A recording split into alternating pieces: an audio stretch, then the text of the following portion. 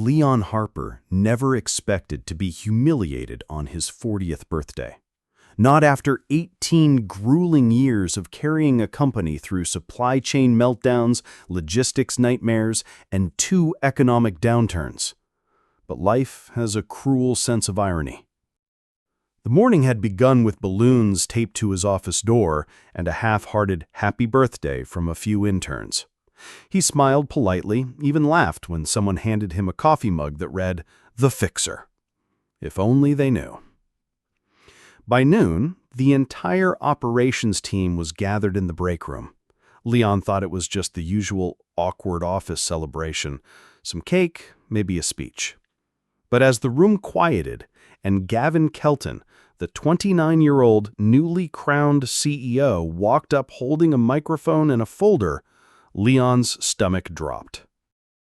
"This," Gavin said, waving the folder like a game show prize, "marks a new era for Kelton Solutions, an era of fresh thinking, new energy." Then, turning to Leon with a smug smile, "And today we say goodbye to the old." Laughter rippled awkwardly across the room. Someone clapped, unsure whether they should. Leon stood frozen. "You're firing me?" he asked, voice calm but sharp. "Not firing," Gavin replied, his smirk widening. "Transitioning. You've done your part, Leon, but old dogs don't lead revolutions." A single sentence. That was it. No formal meeting, no warning, no appreciation. Just a condescending punchline to end nearly 2 decades of loyalty. As Leon packed his things into a cardboard box, no one made eye contact. His hands trembled, not from shock, but from a slow rising fury. He wasn't some outdated relic. He had been the backbone of this place. Outside the office, the autumn wind cut across his face. He stood by his car, gripping the box tightly, watching the reflection of the building in his windshield. "Old dog," he whispered, "let's see how you handle a wolf." He didn't know it then, but that moment was the beginning, not of his downfall, but of something far greater. Leon drove home in silence. The radio was off, and the only sound was the low hum of his aging pickup truck.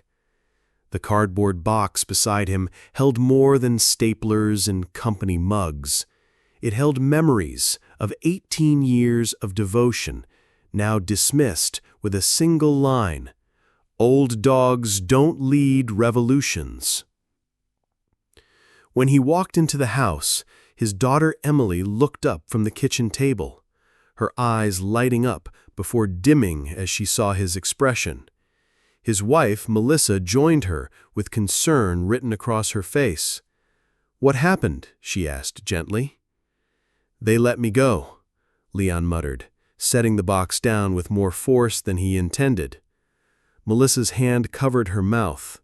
Emily stood frozen. "What? Why?" she asked, her voice breaking. "They called it a transition, said they needed fresh energy. Gavin made it a joke, in front of everyone." His voice cracked. No warning, no thanks, just a mug and a microphone. Melissa reached out to touch his arm, but Leon stepped away. I just need some air." He went out to the porch, sat on the steps, and stared at the street. The fall leaves were swirling, golden and red, caught in gusts of wind. Just a week ago, he had been running the logistics for 3 national contracts. Now he was a man without purpose, discarded like a worn-out tool. Over the next few days, Leon withdrew. He avoided phone calls, ignored texts from former coworkers, most of whom didn't have the courage to say more than, "Sorry, man, that was rough." He didn't blame them. They were still part of the system. Speaking up meant risking their own necks. Melissa tried to help. She cooked his favorite meals, reminded him of his worth, urged him to take this as a chance to rest.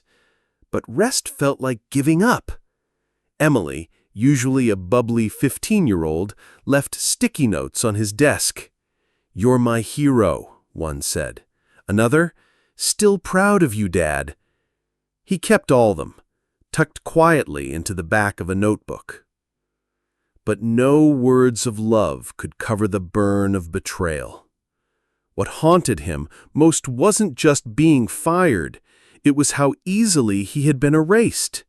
No legacy, no appreciation. Just a single email from HR 2 days later that read, "Thank you for your service. We wish you the best." He hadn't cried. Not yet. But the tears sat just behind his eyes, heavy and sharp.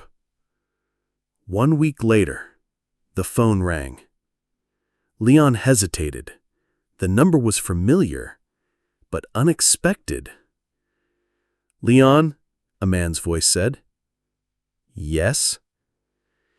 "This is Curtis Brantley from McCore Logistics. You remember we worked together during that port disruption last spring?" Leon sat up straighter. "Of course, Curtis. How are you?" "Better than you, apparently," Curtis said, voice low. "I just heard what happened.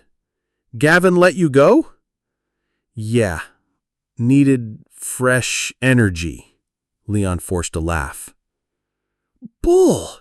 You were the reason their systems didn't collapse last year. You trained Gavin, didn't you?" "I did. But I guess experience doesn't count when you're trying to make a point." Curtis paused.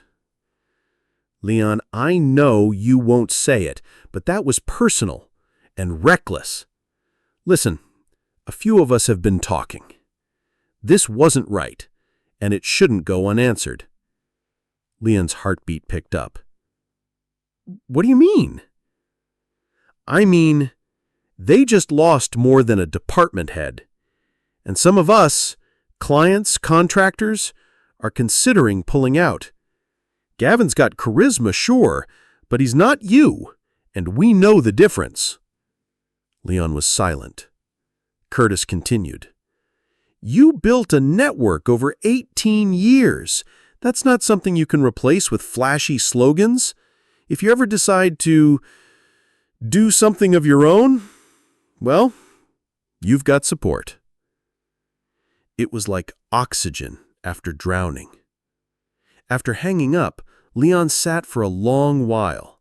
The silence of the house wrapped around him, but it no longer felt suffocating. A slow heat began to rise in his chest. Not anger, but something sharper, focused. He stood up, walked to his desk, and opened his notebook. Beneath the sticky notes from Emily, he flipped to a blank page and wrote in bold letters, "Phase 1. Build." He smiled, not bitterly, but with a clarity he hadn't felt in years. This wasn't over. That night, after Leon wrote Phase 1 Build in his notebook, something shifted inside him. Not all at once, not in fireworks, but in the slow, certain way a glacier moves, unstoppable once set in motion. He started with a single idea. If Kelton Logistics no longer valued legacy, loyalty, or leadership, maybe there were businesses out there that still did. He wasn't going to chase revenge. He was going to build something better, stronger. A company that didn't worship charisma or flashy branding, but relied on experience, trust, and problem solving. That company would be called Harper Dynamics, named after his grandfather, a quiet truck driver who taught him everything about timing and grit. Leon spent the first 2 weeks in a local co-working space, sipping cheap coffee and sketching out logistics flowcharts on whiteboards no one else used. He listed everything he had ever fixed at Kelton, every bottleneck he unclogged, every system he streamlined that Gavin had claimed as his own idea. He cross-checked what Curtis told him with market gaps. His hypothesis became clearer by the day. Small and mid-sized businesses were desperate for reliable supply chain support, but without the arrogance and markups of corporate giants like Kelton. He picked up the phone and called Erica Grant, a sharp analyst who had quit Kelton 6 months before him after being humiliated during a company meeting. Then Marco, a warehouse ops engineer. Then Dana from accounting. They didn't hesitate. "I thought you'd never ask. Where do I sign?" Erica had laughed.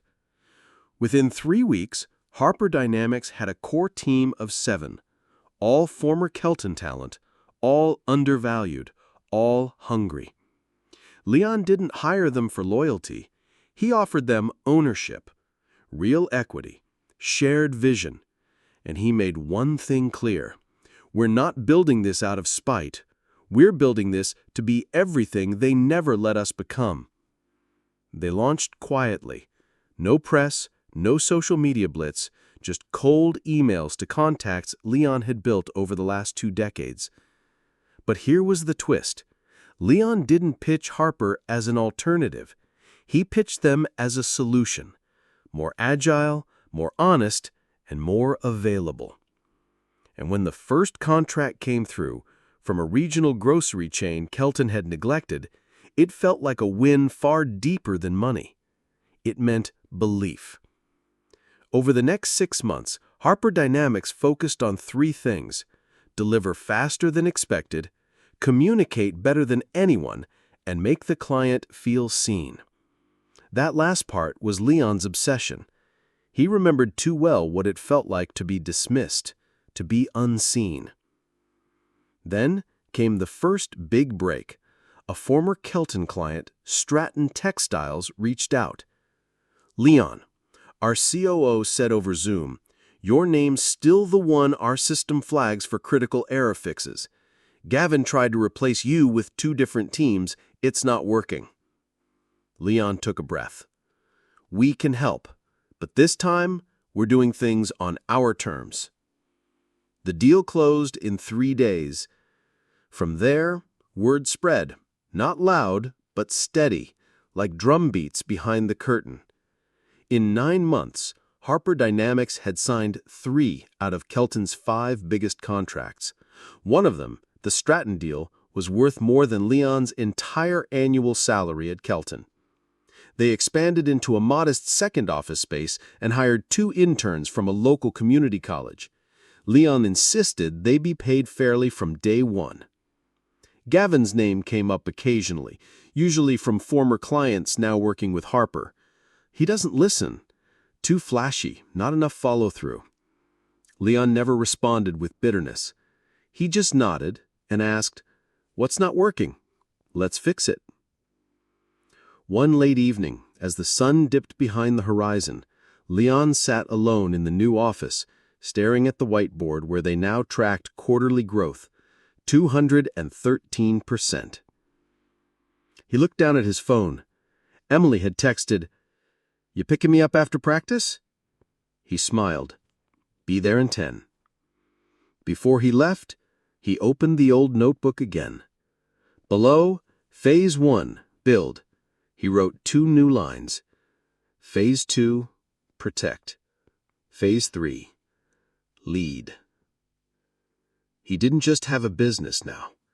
He had a mission. By the 10th month of Harper Dynamics' rapid rise, Leon Harper had all but moved past Kelton Solutions, emotionally at least.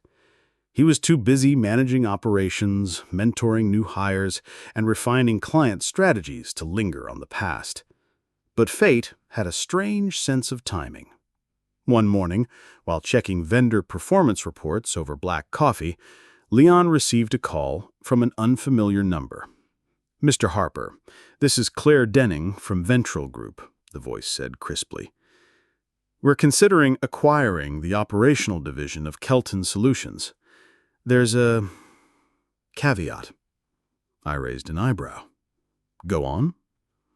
"Our board won't move forward unless you lead the restructuring. Your name was explicitly mentioned in the acquisition terms." Leon stared at the screen. For a moment, the hum of the Harper Dynamics office faded. The irony was thick. Gavin and his glossy ambitions had driven him out, and now the same systems were collapsing without him. "Are you serious?" Leon asked. Claire didn't blink. "Your reputation for rebuilding broken operations precedes you. Kelton's internal reports cite over 40% drop in client retention and a dozen contract terminations. We're stepping in, but only if you're at the helm." Later that day, after the call ended, Leon sat with Erica and Marco in the conference room. "So, let me get this straight. The company that chewed you up and spat you out is begging you to come back and fix their mess?" "They're not begging, but the shareholders are pushing hard. Gavin's performance has tanked. They need someone credible, and that someone, apparently, is me." "And you're considering it?" Marco asked. Leon nodded slowly. "But not as their employee." A few days later, Leon walked into the same Kelton boardroom where he had once been discarded. The room looked the same: sleek surfaces, glass walls, a long table. But the energy had shifted. This time, Leon wasn't there with a resume. He was there with leverage. Gavin stood at the far end of the table, tight-lipped, flanked by two senior board members. He didn't say a word. Claire from Ventral began. "Mr. Harper, let me be direct. The operations segment of Kelton has potential, but under current leadership, it's faltering. Our investors want to proceed only under your strategic guidance." Leon leaned forward, voice calm but deliberate. "I won't take a job. I'm not here to be rehired or managed. If you want results, I offer one path: merge Kelton's operation unit into Harper Dynamics under my full control. I keep my team, we run the ship. You step back." A beat of silence, then whispers, then protest from Gavin. "This is absurd. He's proposing a hostile takeover." "No," Leon replied coolly. "I'm proposing survival. Look at your numbers. Look at your churn rate. This is your life raft." The board reviewed the proposal over 48 intense hours. Internal politics clashed with external pressure, but in the end, the numbers spoke louder than egos. Harper Dynamics would absorb Kelton's operational segment. Gavin would step down from anything logistics-related. Leon wouldn't just return, he'd own the very piece of the company that once discarded him. The announcement rocked the industry. Former clients who had left Kelton now returned through Harper Dynamics. Talent who had been laid off reached out asking for second chances. Internally, the Harper team grew overnight from 15 to 42 people. Leon held a team meeting a week later. "I want you all to remember something," he said, standing in front of the expanded team. "This isn't about revenge. It's about building something worth believing in. They came to us not because we made noise, but because we delivered results quietly and consistently. That's how we lead." There was thunderous applause. Dana, the soft-spoken finance manager, teared up. She remembered her first day at Harper when it was just 4 laptops and a kettle in a co-working space. From that moment on, Harper Dynamics wasn't just a rising startup, it was a force. And Leon Harper wasn't a man rebuilding his dignity, he was redefining the entire industry's expectation of leadership. He didn't walk back into Kelton Solutions as a broken employee begging for recognition. He returned as the architect of a better vision with the power to save what was still good and discard what had always been toxic.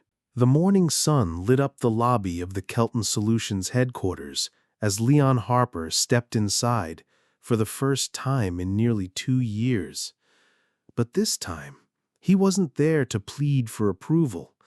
He wasn't there to prove anything. He was there to finalize a deal, one that would permanently shift the power dynamic he'd once been crushed by. As the elevator doors opened on the executive floor, the contrast was stark.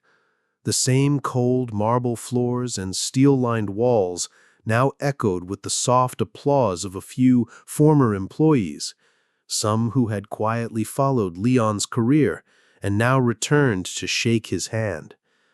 "Welcome back, Mr. Harper," one said softly. "We were hoping this day would come." In the boardroom, the air was tense but subdued. Gavin sat at the end of the table, his once commanding posture now replaced by a quiet, resigned stare. He didn't say a word when Leon entered. There was no sarcasm, no bravado, just silence. The signing ceremony was swift. Ventral Group executives handed over the final contracts, cameras clicked. The deal was made public. Harper Dynamics had officially acquired Kelton's operations arm. Leon stood calmly after placing his signature on the dotted line and addressed the room with measured words. "I didn't return to seek revenge. I returned to restore what was lost: integrity, accountability, and purpose." There was no gloating, no smugness, just a tone of closure. He turned to Gavin. "You will remain as a strategic advisor on select legacy contracts, but without decision-making power.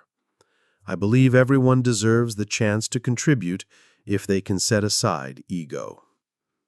Gavin gave a small nod. That was it. Leon then met with department heads to restructure the new combined teams. His first decision was symbolic, but powerful. Several older employees, those previously passed over for promotions due to their age or refusal to play office politics, were reinstated with fair roles and fresh responsibilities. He greeted each of them with personal warmth. To Marcus, from facilities, "You were always the first to arrive and the last to leave. Let's make sure you're never overlooked again." To Linda, from accounting, "You carried 3 people's work when they slashed the department. Not anymore. You're leading the financial integration project." He didn't just merge systems. He rewrote the culture. At Harper Dynamics, no one's value would be measured by age, social background, or family name. Talent spoke for itself. Integrity mattered more than pedigree. Loyalty would never again be met with betrayal. Over the next few months, the transformation was stunning. Engagement rose, client satisfaction scores rebounded. Investors who had once ignored Leon now sought his advice. But he remained grounded. He refused interviews that asked about the fall of Gavin Kane. He never mentioned the pain of his public dismissal.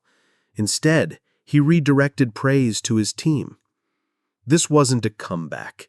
It was a course correction, one driven by people who believed in building something real, not just impressive on paper.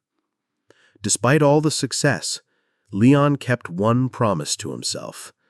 No matter how far his company climbed, he would leave the office every day by 6 p.m. On a crisp Friday evening, he did just that. As he stepped through the front door of his modest but warm suburban home, a small voice called out from the hallway. "Daddy!" His daughter Ava ran to him, arms open, her backpack slipping from her shoulder. Leon scooped her up, twirling her around before setting her down. In her eyes, he wasn't a corporate savior or a business genius. He was just Dad. "Did you win today?" she asked innocently. "No, sweetheart. I built something better."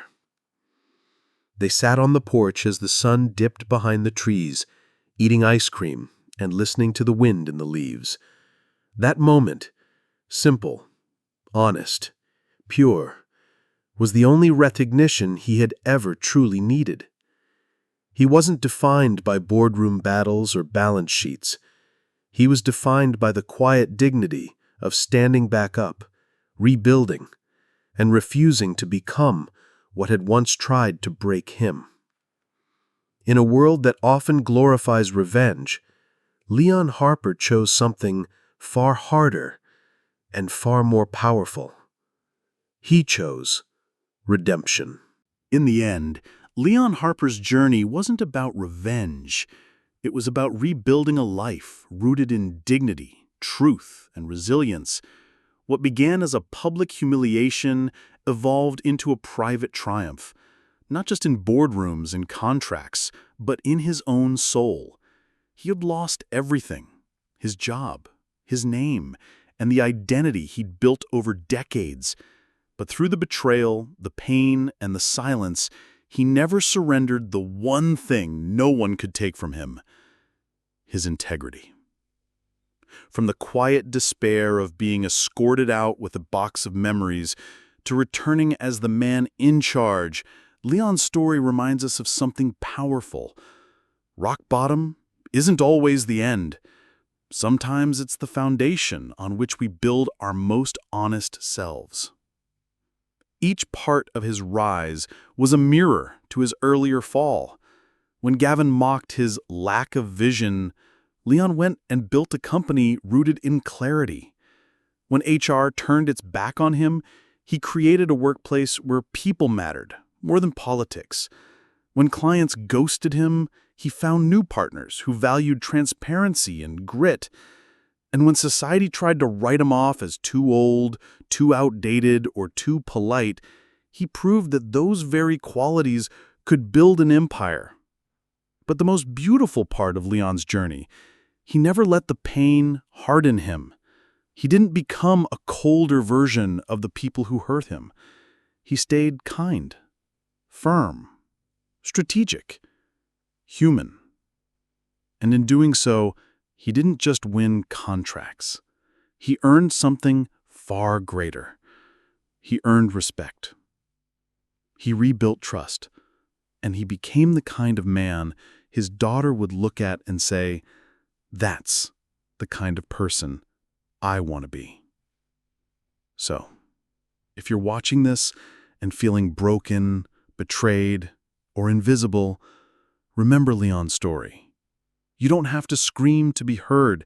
You don't need to fight dirty to win. Sometimes the strongest move you can make is to rise quietly, do the work, and let the results speak. Because in the end, no one can erase you if you choose to rewrite your own story. If this story moved you, share your thoughts in the comments below. Have you ever faced a moment like Leon's? We'd love to hear your journey. Don't forget to subscribe for more powerful stories of justice, transformation, and quiet victories. New episodes every week, because your story matters.